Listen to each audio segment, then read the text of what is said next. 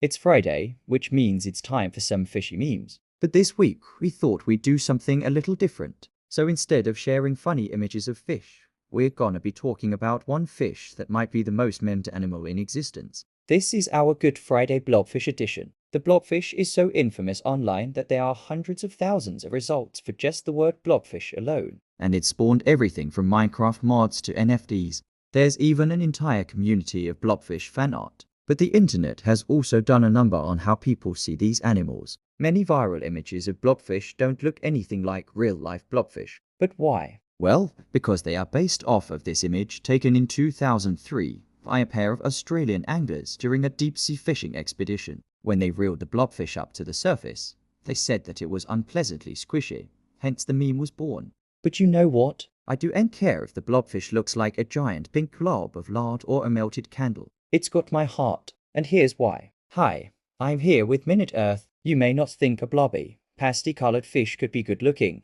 But hey, beauty is in the eye of the beholder. In the blobfish's case, it's also in the eye of the camera. That viral photo made us all think that blobfish have big bulging eyes, but really their eyes are more like this. What gives? Well, it turns out that image was just one fish at a very specific moment in its life. In reality, blobfish typically live between 6001200 meters below sea level, where pressures around 60 times greater than those on land would crush most animals. Their gelatinous bodies allow them to survive these crushing depths. Most of their muscles and bones are basically entirely made of the same wobbly stuff that makes up the insides of our stomachs. And their eyes are totally adapted to living in the dark depths too. They don't need fancy retinas when you're never gonna get any light down there. Though they can't see much, the blobfish is far from useless. Many animals that live deep in the ocean are perfectly adapted to thrive in a habitat without light or much oxygen. They're often also really well suited to conserve energy, like the blobfish. See, food is scarce at these depths, so animals like the blobfish have evolved to be scavengers, waiting for dead stuff to float down from the sunlit surface waters. And since all that tasty morsel is floating right towards them, their slow metabolism isn't much of a problem. A blobfish could probably live on one meal per year if it wanted to. But let us take a minute to acknowledge that if a blobfish were to suddenly find itself closer to the surface, it wouldn't look quite so cute. See, those giant bulging eyes that we all know and love. They evolved to help blobfish survive at crushing depths. If they had those same-sized eyes higher up in the water column, they'd be way too big to function properly. In fact, at shallower depths where there's more ambient light, blobfish eyes actually look a lot more like this.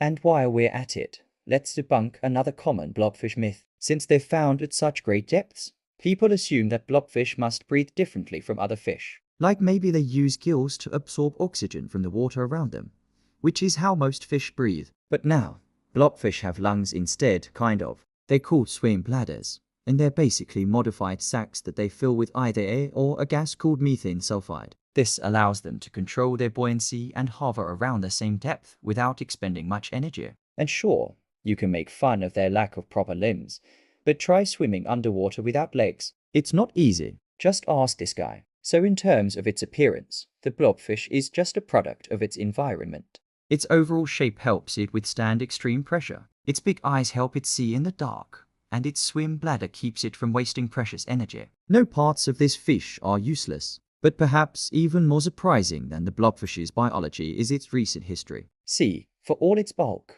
the blobfish only became an overnight sensation in 2013, when that photo of the squishy fish got posted to Reddit. Despite having been discovered in 1991, scientists didn't even know that much about it until recently. It took until 2018 for researchers to confirm that the blobfish was actually a new species. And it's not alone. Scientists estimate that 85% of the ocean is yet to be explored. There are likely plenty of strange-looking animals down there that haven't made it to the surface yet, let alone become internet famous. That means we still have a lot to learn about the ocean, and there will surely be many more blobfish surprises in store. Though the blobfish got its start on the popular subreddit r/WTF, today it's used to teach people about deep-sea conservation. The blobfish lives in an ecosystem that's highly vulnerable to human impacts like overfishing and pollution. And these threats hit close to home for coastal communities, especially in places like Australia, where the blobfish was discovered. This is an anglerfish,